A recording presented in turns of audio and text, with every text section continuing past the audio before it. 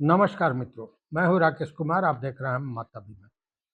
मित्रों, आपने देखा होगा, सुना होगा कि किसी को कोई जमीन पसंद आ गई और तत्काल उसके पास पैसा नहीं है, तो खरीदार एक एग्रीमेंट जमीन मालिक से बनवा लेता है, जिसमें एक समय दिया जाता है, समय सीमा होता है कि इतने दिन में पैसा का भुगतान कर जमीन को की रजिस्ट्री करा ली जाएगी।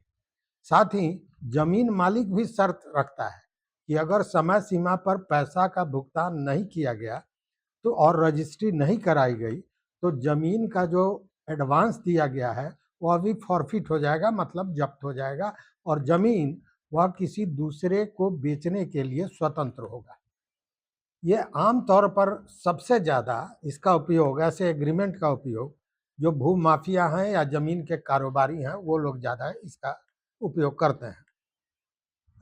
और उसमें किया क्या जाता है कि जमीन मालिक से एक कीमत तय कर लिया, उसको कुछ एडवांस दे दिया, एग्रीमेंट बनवा लिया कि 6 महीने में, 3 महीने में हम इसका पेमेंट करेंगे और जमीन रजिस्ट्री कराएंगे। उसके बाद जमीन अगर बड़ा क्षेत्रफल है तो जमीन को डेवलप कर लिया। डेवलप मतलब सड़क नाली का एक खांचा खींच लिया और प्लॉटिंग करके जमीन को ज़्यादा दर पर लोगों को बेच दिया जाता है।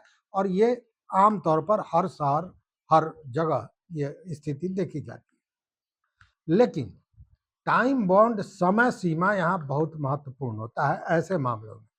अब जरा सोचिए, मान लीजिए आपके पास जमीन है और आपको पैसे की जरूरत है। आपने किसी व्यक्ति को कहा कि यह जमीन मैं आपको बेच दूंगा। एक समझौता हुआ, जमीन की कीमत तय हुई, खरीदार ने एडवांस दे दिया और बाकी पैसा देना था, तब रजिस्ट्री होनी थी। लेकिन उस इलाके में कुछ ऐसे जमीन थे जिनके रजिस्ट्री पर सरकार ने प्रतिबंध लगा रखा था, और समझौते में सरकारी प्रतिबंध हटने के बाद रजिस्ट्री कराने की बात लिखी गई थी। लेकिन इस प्रतिबंध के नाम पर वो खरीदार सालों साल, मतलब एक तरह से कहे कि सो जाता है, न बकाया देता है, न रजिस्ट्री कराता है। और जब आप अपनी जरूरत को पूरा करने के लिए जमीन किसी दूसरे को बेच देते हैं तो उसी एग्रीमेंट को लेकर वो कोर्ट में पहुंच जाता है कि हम पैसा देने के लिए तैयार हैं, अब हमको जमीन रजिस्ट्री कीजिए। तब उस स्थिति में आप क्या कीजिएगा? क्योंकि जमीन तो आपने बेच दिया और जो जिससे एग्रीमेंट हुआ था वो खरीदार आया ही नहीं आपके पास फिर दोबारा। और जब आपने बेच दिया तो वो मामला कोर्ट में पहुंचा दिया। इसी तरह का एक मामला सुप्रीम कोर्ट में गया और जो फैसला आया उसने जमीन खरीदने और बेचने वालों के लिए बड़ी सीख दे दी। इस फैसले को बहुत साधारण भाषा में हम लोग आज समझने का प्रयास करेंगे, क्योंकि कब आपको या आपके किसी परिचित को इस फैसले से लाभ हो या आप बड़े नुकसान से बच सके, तो यह जानना जरूरी है। और इसीलिए हमने कहा कि अंत तक वीडियो को देखिए और अपने लोगों के साथ इसको शेयर कीजिए। मित्रों, यह मामला था कर्नाटक का। 24 मई 1981 को एक ऐसा ही समझौता हुआ। जमीन की कीमत तय हो गई और जमीन की कीमत तय हुई 29,000 रुपये। खरीदार ने एडवांस में 12,000 रुपया दे दिया और बाकी 17,000 रुपया देकर उसको रजिस्ट्री कराना था। लेकिन उस इलाके में कुछ जमीन की रजिस्ट्री पर सरकारी प्रतिबंध था। समझौते में सरकारी प्रतिबंध हटने के बाद रजिस्ट्री की बात भी लिखी गई थी। अब असली मामला यहीं से शुरू होता है। समय बीतता गया लेकिन खरीदार ने बाकी पैसा देने या रजिस्ट्री कराने के लिए कोई ठोस कदम नहीं उठाया। जिसको खरीदना था उसने। जमीन मालिक ने सितंबर, मई में ये एग्रीमेंट हुआ था और सितंबर 1981 में जो जमीन मालिक था उसने कहा कि आइए भाई, सौदा को पूरा कीजिए, नहीं तो मैं जमीन किसी और को बेच दूंगा। लेकिन बावजूद खरीदार के तरफ से कोई सुनवाई नहीं हुई। फिर नवंबर में कानूनी नोटिस भेजकर जमीन मालिक ने कहा कि बाकी रकम नहीं दी गई, इसलिए एडवांस जब्त कर समझौता खत्म माना जा रहा है, मतलब यह एग्रीमेंट अब समाप्त हो रहा है। इस पर खरीदार ने जवाब दिया कि हमने आपको 2000 और एक्स्ट्रा रुपया भी दिया है और सरकारी प्रतिबंध जब तक हट नहीं जाता है तब तक यह समझौता समाप्त नहीं माना जा सकता है। इसके बाद दिसंबर 1981 के इस जवाब के बाद खरीदारों की तरफ से लंबे समय तक कोई कदम नहीं उठाया गया, कोई पूछताछ नहीं की गई कि जमीन हमको आप दे रहे हैं, नहीं दे रहे हैं, क्या कर रहे हैं, कोई बात नहीं। 1983 में जमीन दूसरे के नाम से जो जमीन मालिक था उसने बेच दिया उसी जमीन को जिस पर एग्रीमेंट हुआ था, जिस पर एडवांस लिया गया था। और उसके बाद मूल खरीदार जिसने एग्रीमेंट किया था, जिसका एग्रीमेंट जमीन मालिक ने कहा था कि अब रद्द कर दिया गया है, वह पहुंच गया कोर्ट में और कहा कि भाई हमको तो जमीन चाहिए, हमारा पुराना एग्रीमेंट है और अभी भी जिंदा है। और उसका कारण बताया जा रहा था कि सरकार द्वारा उसके रजिस्ट्री पर रोक लगा हुआ है, जबकि 83 में उन्होंने जमीन की रजिस्ट्री कर दी थी। कोर्ट जो ट्रायल कोर्ट था और उसके बाद जो कर्नाटक का हाई कोर्ट था, उन दोनों ने खरीदार के पक्ष में फैसला किया, मतलब जिसने एग्रीमेंट किया था उसके पक्ष में फैसला दिया। मामला उसके बाद जो जमीन मालिक थे वो मामला को लेकर पहुंच गया सुप्रीम कोर्ट। सुप्रीम कोर्ट ने कहा कि केवल यह बोल देना काफी नहीं है कि मैं जमीन खरीदने के लिए हमेशा तैयार था और आज भी तैयार हूं। इसके लिए आपको सबूत से साबित करना होगा कि आप वास्तव में सौदा पूरा करने के लिए तैयार थे, इच्छुक थे, आप चाहते थे कि जमीन आपको रजिस्ट्री आपके नाम से हो। इसी को स्पेसिफिक रिलीफ एक्ट 1963 की धारा 16C के संदर्भ में देखा गया। कोर्ट ने खरीदारों के आचरण को देखा। सवाल यह था कि अगर आप सचमुच जमीन खरीदना चाहते थे तो 1981 के बाद आपने क्या किया? क्या आपने बाकी पैसा देने का प्रयास किया? क्या आपने कहा कि भाई अब रजिस्ट्री का डेट आप तय कीजिए? कोई ड्राफ्ट सेल डीड आपने तैयार किया था? पैसा देने के लिए कोई ड्राफ्ट तैयार के कराए हों या सेल डीड आपने तैयार कराया हो रजिस्ट्री के लिए, या कोई पत्राचार किया हो, या सरकारी प्रतिबंध के बारे में कोई ठोस दस्तावेज आप पेश कर सके? कोई अन्य कानूनी कदम आपने उठाया जिससे ये लगे कि आप जमीन खरीदना चाहते थे, आप उसके लिए इच्छुक थे? कोर्ट को ऐसा पर्याप्त प्रमाण नहीं मिला है, मतलब ऐसा कुछ भी, क्योंकि ऐसे 81 के बाद तो वो व्यक्ति सो गया था।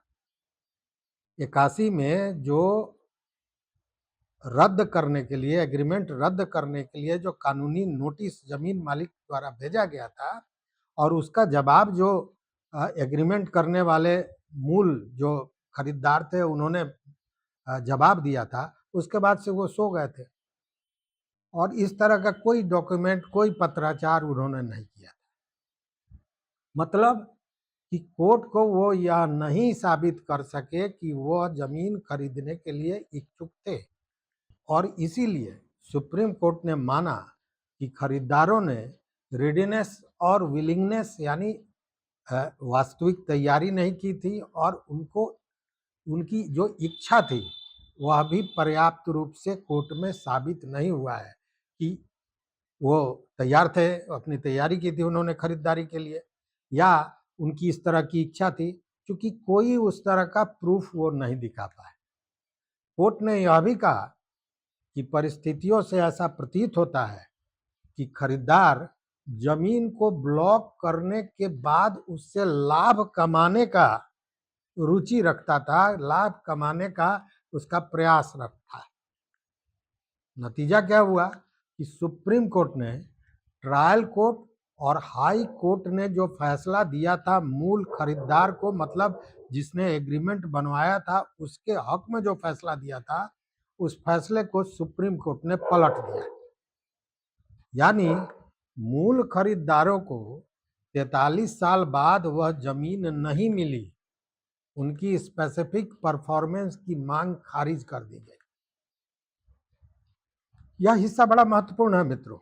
सुप्रीम कोर्ट ने यह नहीं कहा कि खरीदार का 12,000 भी चला जाएगा, क्योंकि उसने एडवांस तो 12,000 दिया था। कोर्ट ने स्थिति परिस्थिति को देखते हुए न्याय संगत तरीके से उस रकम को लौटाने का निर्देश दिया।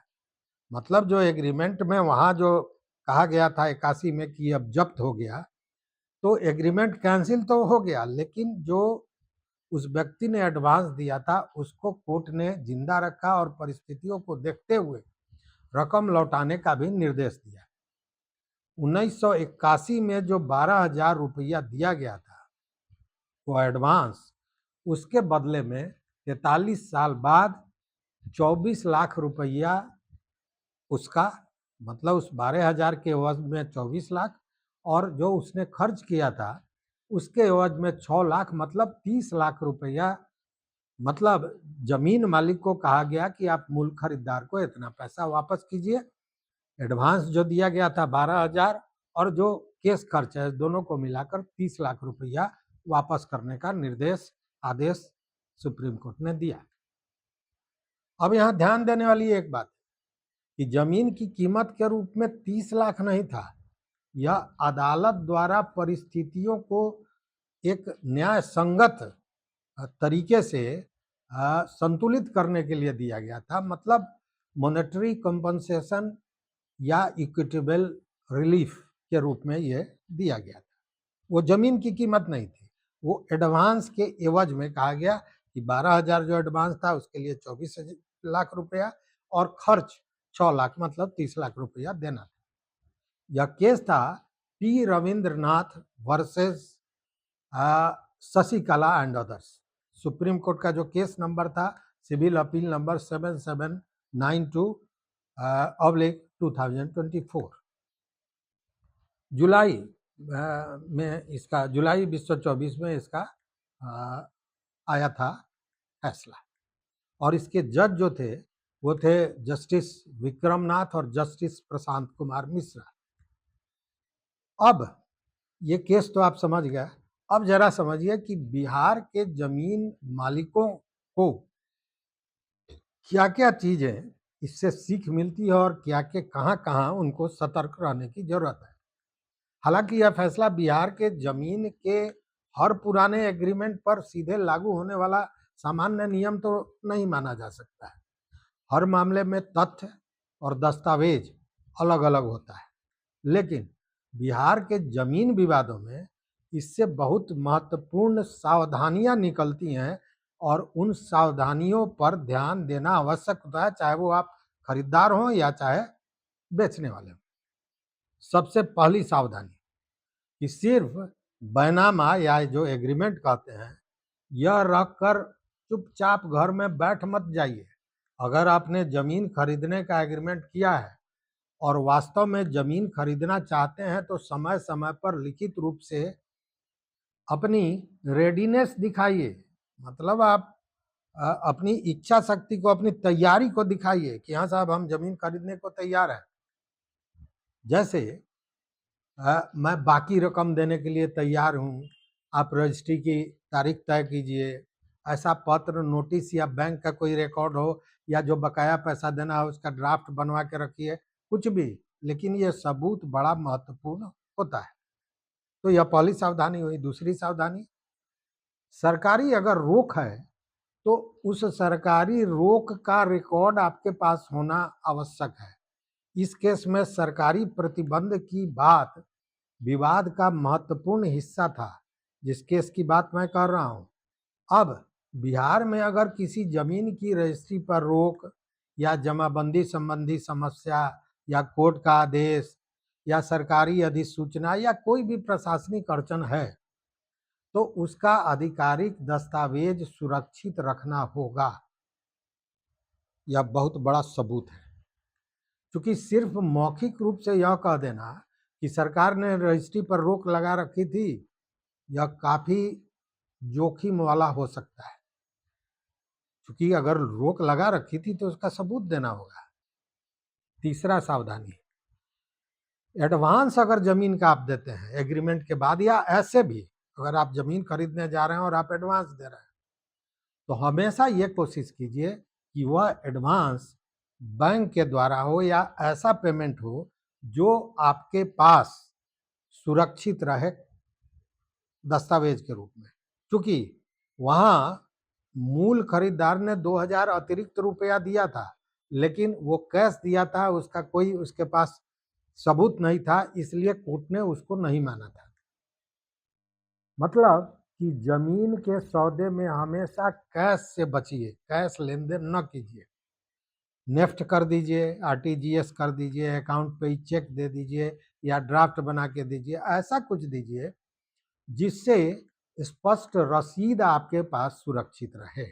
और जो रसीद आपके पास होता है उस पर स्पष्ट लिख दीजिए कि कितने राशि आपने दिया, किस तिथि को आपने वो पैसा दिया, किस जमीन के एवज में वो पैसा दिया गया है, उस जमीन की कुल कीमत क्या है, कितना बाकी है, रजिस्ट्री कब होगा, कोई सरकारी रोक है तो उसका विवरण क्या है। कहने का मतलब कि उस रसीद पर भी उन चीज़ों को उस समय नोट कर लीजिए, लिख दीजिए, ताकि यह समझ में आवे कि आपने वो पैसा उसी जमीन के एवज में दिया था, इस तारीख को दिया था, इतना पैसा दिया था, उसका एक ठोस सबूत आपके पास हो। अब एक और बहुत बड़ी सीख यह है कि एग्रीमेंट और रजिस्ट्री को एक मत मानिए, वो दोनों अलग अलग चीज है। आम आदमी अक्सर कहता है कि मेरे पास तो बैनामा है, जमीन तो हमरे होगा। ऐसा नहीं है। बैनामा का मतलब जमीन आपका हो गया, ऐसा भूल कर भी मत सोचिए। यह बात कभी सच नहीं होगा, माने हमेशा तो सच नहीं होगा, यानी वही बात। क्योंकि एग्रीमेंट टू सेल आमतौर पर भविष्य में बिक्री का अनुबंध होता है। मतलब आने वाले समय में आप उसको खरीदने जा रहे हैं या अगला बेचने जा रहा है, उसका एग्रीमेंट होता है। उसे अपने आप जमीन का मालिकाना हक की तरह ट्रांसफर हो जाए, ऐसा कोई चीज नहीं है। उसके लिए विधिवत सेल डीड ही चाहिए। मतलब एग्रीमेंट आपको उस जमीन का मालिकाना हक कभी नहीं देता है। इसलिए बिहार में अगर आपने जमीन खरीदने का एग्रीमेंट किया है तो केवल एग्रीमेंट को वर्षों तक संभाल कर बैठे रहिए, यह सही रणनीति नहीं है, यह सुरक्षित नहीं है। समय पर रजिस्ट्री कराना या अपने अधिकार को बचाने के लिए उचित कानूनी कदम उठाना बहुत जरूरी है। मान लीजिए आपने किसी को जमीन बेचने का एग्रीमेंट कर दिया, खरीदार एडवांस लेकर बैठ गया और बाकी पैसा नहीं दे रहा है, तब चुपचाप 10-20 साल इंतजार करना खतरनाक हो सकता है। उससे बेहतर है कि आप उसको पहले लिखित नोटिस दे दीजिए, स्पष्ट कीजिए कि कितनी रकम बाकी है, रजिस्ट्री की तारीख, समय तय करने का अवसर दे दीजिए कि हाँ भाई उस दिन आप आइए रजिस्ट्री करा लीजिए। खरीदार नहीं आता है तो उसके डिफॉल्ट का भी रिकॉर्ड अपने पास रखिए कि भाई हम फलाने दिन उनको बुलाए थे, ये पेपर दिया था कि इस दिन रजिस्ट्री होगा, वो नहीं आया है। ये सारी चीज़ों को रखना होगा। और समझौता खत्म करने या जमीन आगे बेचने से पहले स्थानीय संपत्ति कानून के जानकार किसी वकील से अपना दस्तावेज जरूर दिखाकर उसका समीक्षा करा लीजिए, क्योंकि एक तरफा कैंसिलेशन या सब्सिक्वेंट सेल भी बाद में कभी कभी मुकदमे का कारण बन सकता है। और खरीदार के लिए सबसे जरूरी बात यह कि अगर आपने बिहार में जमीन का एग्रीमेंट किया है और जमीन खरीदना चाहते हैं तो यह गलती तो बिल्कुल मत कीजिए कि एग्रीमेंट कर दिया, अब जमीन मेरी है, 15 साल बाद देखेंगे, 10 साल बाद देखेंगे। नहीं नहीं, आपको लगातार यह दिखाना चाहिए कि मैं तैयार हूँ, मेरे पास पैसा है और मैं रजिस्ट्री कराने के लिए बेचैन हूँ, और विक्रेता ही रजिस्ट्री नहीं कर रहा है, इसका ठोस सबूत आप तैयार करते रहिए। सबसे आसान भाषा में अगर हम कहें तो सुप्रीम कोर्ट ने जो संदेश दिया वह इस पूरे फैसले को सिर्फ एक लाइन में अगर समझना हो तो हम यह कह सकते हैं कि जमीन खरीदने का दावा सिर्फ पुराने कागज से नहीं बल्कि आपके आचरण और सबूत से भी साबित होता है। 43 साल बाद चुप रहकर अंत में यह कहना कि मैं तो हमेशा तैयार था, यह नहीं माना जाएगा, यह पर्याप्त नहीं है। लेकिन इसका यह भी मतलब बिल्कुल नहीं है कि हर पुराना एग्रीमेंट अपने आप खत्म हो जाता है या 43 साल पुराना दावा कभी चल नहीं सकता। वो स्थितियों परिस्थितियों पर निर्भर करता है। मामले में तथ्य, एग्रीमेंट की शर्तें, पक्षकारों का आचरण, लिमिटेशन और उपलब्ध सबूत बहुत महत्वपूर्ण माना जाता है। इसलिए बिहार में पुराना बैनामा, एग्रीमेंट टू सेल, केबाला, जमाबंदी और बाद की रजिस्ट्री वाले विवादों में इस फैसले का इस्तेमाल करने से पहले दस्तावेजों को पूरी तरह संभाल कर रखिए, उसके श्रृंखला को देखिए। और अंत में यही कहेंगे मित्रों, यह सावधानी के लिए कि यह सामान्य जानकारी हमने आपको दी। किसी खास जमीन के लिए यह व्यक्तिगत कानूनी राय इसको मत समझिएगा। ऐसा कोई भी मामला हो तो स्थानीय किसी विधि विशेषज्ञ से जरूर राय लीजिएगा। ऐसे यह जानकारी आपको कैसे लगी? अगर अच्छी लगी तो निश्चित रूप से वीडियो को लाइक कीजिए, दोस्तों के साथ शेयर कीजिए, क्योंकि सारे लोग इस बात को जाने समझे कि सुप्रीम कोर्ट का संदेश क्या था। यहाँ तक वीडियो देखने के लिए, साथ देने के लिए बहुत बहुत धन्यवाद, कोटि आभार। जय हिंद।